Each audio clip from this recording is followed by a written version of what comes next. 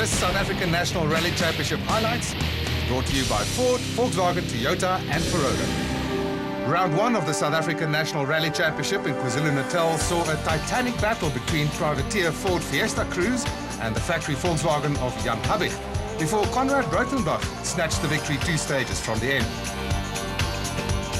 Round 2 saw a tight 3-way battle between the factory Toyota and Volkswagen crews before Jan Habig rolled out of the lead, handing a maiden National Rally victory to Leroy Poulter. So for the 3rd round of the South African National Rally Championship, the rally fraternity gathers on the Highveld. We're here in Woodbank for the 3rd round of the South African Rally Championships, the Hencom Auto Body Rally. Can Konrad Rautenbach keep the factory teams behind him and hold on to his lead of the championship? We're going to have to see today because it is hot, it is dry, and it is very fast out there. The event also welcomes aboard a new organising club and event sponsors. When it became apparent that the previous organising club would not be able to organise the event, the HMC, being the Highveld Motor Club, actually stepped up to the plate. They came to the fore. They grabbed the opportunity with both hands, and what they've actually done is organised a brilliant event in a very short period of time. And we actually need to say thank you very much to them. And then on top of that, also the people that have actually helped to make this event possible. I mean, Hencom Auto Body came on, they brought some money on board, Ferrodo, Barloworld Toyota, all these people came on board and have actually made this event happen. Some of our service providers also to rallying, being the medical personnel, MMC, the TV production house, a lot of people have sharpened their pencils and said, guys, we'll help you out with this, and the people that do our timing and tracking. So it's really been where everybody's come together, the rally family has stepped in, and it's actually great to see everybody working together to make this event happen. Looking forward to this event?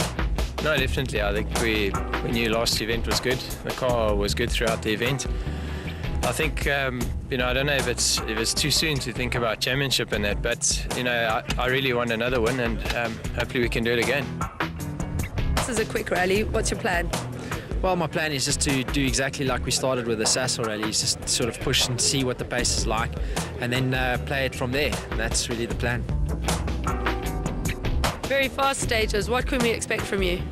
Yeah, I think on the Sasol we were running 3rd. We were within striking distance the whole rally, and we're hoping to be at that same pace. You know, we'll push hard. If there's a gap, we'll try and go for it. First on the road, it might be advantage with all the dust on the stages. Yeah, I don't know. There's quite a wind blowing, and it's never great being first on the road. You've got to find the lines and see if there's a problem or whatever, because, you know, we don't do recce, so it's a bit difficult. But anyway, that's we're leading a championship, so I think that's a disadvantage. So, but anyway, that's we just got to make the most of it and try our best.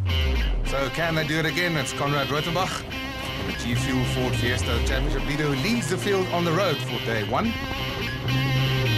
Johnny Gemmell on the podium last time around, 2nd in the Sasol Rally in the Castrol Toyota Auris. And Enzo Keen, reigning champion in the BP Volkswagen Polo, on the way to stage 1. Stage 1, just outside Woodbank, 4.76 kilometers of gravel, Barloworld Toyota 1. And welcome Etienne Lawrence, former rally winner, as we get the action underway with Rautenbach. Straight out the blocks. There's no time to waste on rallies now. They're separated by seconds, and he's going all out, flat out on stage 1. So that's the approach then, Etienne. You don't even just take it easy from the start. There's no such thing anymore. Seconds separate them after 200 kilometers of absolute flat out racing. 100, late open max right, 50 turn blind 5 right.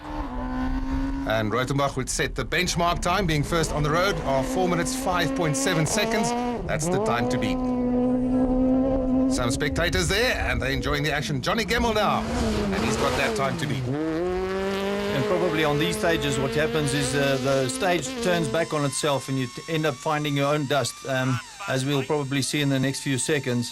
Very, very tight, graded surface, and there you see the problem. As soon as it's clear, then the road's open.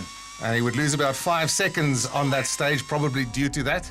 Etienne, what do you make of the condition of the road? Well, being a freshly graded road, it deteriorates as the cars go over, and by the 3rd car, it's an absolute nightmare. Harken Fecken, 3rd on the road, and he needs to get some good results on this event. He's not in the championship where he would like to be.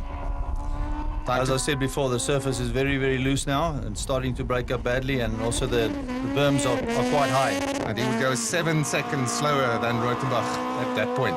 This is Enzo Keen, reigning champion, And he certainly also would like to set some very competitive times, but the Volkswagens on this event have brought some modifications to their cars. Yes, they've got wider wheel track at the back and a spool diff, and obviously that causes new setups and things like that, and the guys are battling a little bit. Still trying to get used to it. So Enzo Kuhn would go 5 seconds slower than the benchmark time. Now on board with Charles Wilkin in the Basil Reed Bizup Ford Fiesta.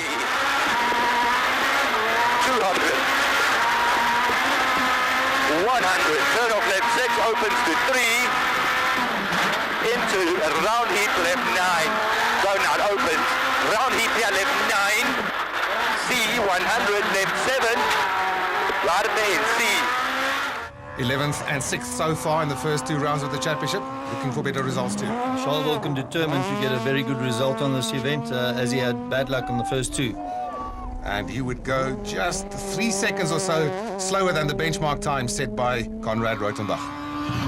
John Williams now in the first of the Sasol Ford Fiestas, and he's also just sort of still finding his feet after a couple of years away from the rallying scene. He's consistently getting in faster now. He hasn't been in the S2000 for a few years, as you said. And Jan Habich, after that back crash on the Sasol Rally, and the team certainly did a great job putting the car together there, and only going 2 seconds slower than Conrad Rothenbach on this stage. Driving as spectacular as ever. Mark Renier in the second of the Sasol Ford Fiestas.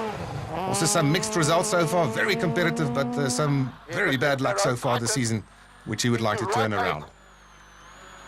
Right 8, into left 8, left 8, into left 570. Left 570, loose hairpin left 9, and hairpin right 8 opens. Hairpin right 8 opens. Where are you, Rob? Hairpin left 9, hairpin And right Grenier 8 gets opens. lost in the dust. You see what happens when you can't see. Get disorientated. JP Damso now, the man who's lying second in the championship after the first 2 rounds. Very consistent so far. Driving very, very well with a lot more confidence, and the new shock absorbers seem to be working well. And he would go 4 seconds slower than Conrad Rothenbach. That's still the time to beat as we go to Geniel de Villiers now, who's finding his feet in South African rally. He seems to be getting the hanging of rallying, and also ups his pace every stage and every event. Rallying being a far more aggressive sport than the Dakar or off-road. Nicholas Ryan and Jeff Tyra in their privateer Volkswagen Polo, as we see Rothenbach take stage 1 and therefore the rally lead as well by 1.5 seconds from Habich, Wilkin in third. Stage 2 now, just next to the Duva power station. That's where it gets its name from as well. Outside Woodbank, 16.7 kilometers of gravel action ahead of us. And once again, of course, Rothenbach will be first on the road. He leads by 1.5 seconds at this point. Yeah, as he's sweeping the road, he will obviously have a very loose surface, and that will surely, affect his stage times today. Plus, 30 down. 30 down, slow left into, turn 1 right minus. Slow left into, turn. And 5 right plus over bump. And bump and late 3 right. Tightens, narrow exit. And the time set by Rothenbach on that stage, 9 minutes 54.5 seconds, the benchmark time. Johnny Gemmell at the moment in 7th position overall, and he's got quite a lot of time to make up on this stage. He seems to be carrying a lot of speed through this corner sideways, giving it completely. Easy right plus Max left. 160. Max dip bump. 120. This seems to be a max dip bump, which they're just not even tapping off. Carrying a lot of speed in the corner. And oh my goodness, he hit the back on the outside. He was very, very lucky not to roll there. And also not to end up in that canal on the right-hand side. That's certainly a scary situation. Some more spectators there. And Arken Vecken currently in 11th position overall. Strange to see him out of the top 10 after the first stage. Go on board with a pair. Now let's just go through this, Etienne. How challenging is this, these long, fast stages? Well, they are, because you don't actually know how fast to hit those jumps and things. You can hit them flat out, and as some people are braking, as you can see now, and others are not. So it's a question of how committed you are or brave. Leroy Poulter going 3rd fastest at that point now. Charles Wilkin 3rd overall at this point, 2.5 seconds behind the rally leader. And in fact, he would go 2 seconds quicker than Rothenbach on the stage. That's John Williams, 9th overall at this point. And he's also flying so far. And it's interesting to see that he was breaking for that instruction where Hergen didn't. Absolutely flying is Jan Habig. He knows no other style than foot in the hook. Absolutely. All or nothing, Jannie Habig. Second overall after the first stage by that margin of 1.5 seconds. He needs to close that down and stamp his authority on this event as early as possible. Now Mark Renier is in 10th position overall and also some work ahead for him, but he is not holding back at all. Driving with a lot of gusto, this man is. Suspension working. Can you see that over the jump? On board we go with JP Damso, 4th overall at the moment. See some of the long straights here. Unfortunately, the beautiful sections are joined by that. So Wilken takes that stage by 1.3 seconds from Poulter, and that means that Rautenbach now leads Wilken by 0.7 of a second with Habig in third. Flying the Hencom auto body flag in this rally, stalwart Rocky Reinecker in his Class A7 Volkswagen Polo. Also the sponsor of this event. Indeed he is. So just before the start of stage 3, let's catch up a little bit. We knew it was going to be difficult. It's sandy stages, but you still got to clean the road, and without rec it makes it really difficult. You don't know what the surface is like, how bad the jumps are, all that sort of stuff. So where if the guys behind, they can see my brake marks or whatever like that, and the proper lines and that. So, but yeah, we're trying our best, so we just got to keep at it.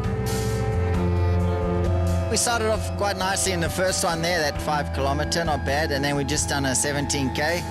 Pretty fast there, but we're not too far off. We're pretty close. We're in a bunch there, about 2 or 3 seconds between us, but there's another long one now, 20k's. We'll see what we can do. Stage 3 now, through to 1 south of Woodbank, and it's over 20.38 kilometers of gravel. 30 jump okay. 30 jump okay, and 140. 140, King right over jump. Not okay, not okay. King right over jump. Battle up front really hotting up as Rautenbach leads Wilken by only 0.7 of a second at this point. Yeah, those jumps are very, very extreme. Triple cautions, you have to be very, very careful there. Flat out around that right-hander goes Johnny Gemmell at the moment in 8th position overall, 9.9 seconds off the pace. Yeah, I'm seeing his car doing exactly the same. He knows this area very well, of course, having done many a regional rally in this area. Yes, he has. So he should drive with a lot more confidence than others.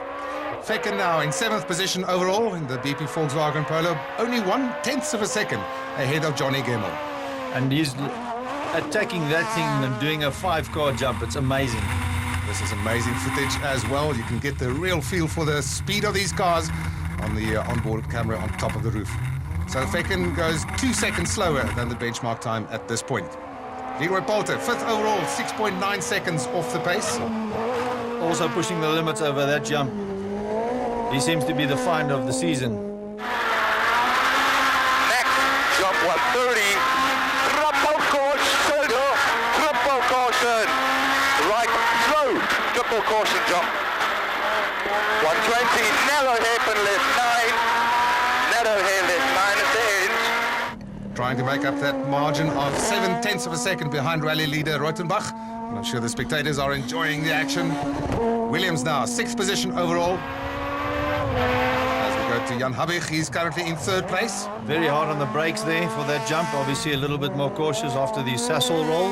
And he sets the 3rd fastest time in the stage so far, with Wilken setting the benchmark time. Fournier now in 4th position overall, 6.8 seconds off the pace. Treating that jump with a little bit of respect. Now, how as a driver do you approach or judge the speed that you could take these jumps at? It's actually very difficult because you see it on a DVD, but you're actually not sure what your car is going to do. Is it sharp on the edge? Is it sharp on the front edge? And you don't know. It's actually a bit of a gamble, but you know, you've got a reasonable idea. Little mistake there by JP Damso, cost him some time. This is Geniel de Villiers, Dakar winner, of course, currently in 10th position overall. Yes, and a bad nosedive there on that first jump. Obviously, they are misjudging it and learning the lesson on the first one. Visser du Plessis and Gerard Snyman in the first of the Pertec Peugeot 207s, currently in 17th overall. Yeah, it's good to see the Peugeots are coming together nicely, but development on our South African conditions are always in progress. Chase Atwell and Miles Skinner in their Toyota Aura, 16th overall, about 6 seconds ahead of the Peugeot. In the Junior Championship, 3rd in Class S1600, Craig Trott and Robbie Coetzee in the Team Total Toyota Runex. 2nd, about 1 minute and 6 seconds ahead, Ashley Haig Smith and Hilton Allfrey. And leading Class S1600, Christoph and Celeste Snyders by a margin of 3.3 seconds. Leading class S1400, Henk later gaan en Pierre Jordan in their Q8 Oils Volkswagen Polo. Followed by Megan Verlaak and Lorraine Duplessis in their BP Volkswagen Vivo, about a minute behind. Then Ian Young and Henry Dearlove in their Toyota Yaris.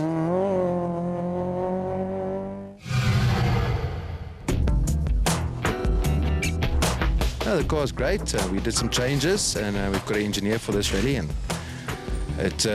I suppose it shows. But no, things are going well, and it's just going to be difficult tomorrow to be first on the road, but we'll just got to give it our best. I think all credit goes to the technicians back at VW Motorsport. They built a brand new car in 3 weeks, and it was perfect out the box. So, thank you very much to them, and they've done a tremendous job. It's going fairly okay. We're just trying to get to our maximum pace. It's a little bit hesitant here and there, but tomorrow's a long day, so we'll see how it goes tomorrow. Yeah, no, look, it's been a good day again. The first stage, I made a bit of a mistake. I stalled the car in a hairpin, and I think we lost maybe 4 or 5 seconds there, but the rest's been good. The car's been good throughout, and I think third on the road maybe for tomorrow is a good start. At the end of day 1, Charles Wilken leads Conrad Reutenbach by 7.3 seconds, only 6/10 further back. Leroy Polter in third ahead of Jan Habig and Mark Renier. Sixth position, Johnny Gemmel ahead of Fecken, Williams, De Villiers and Damso.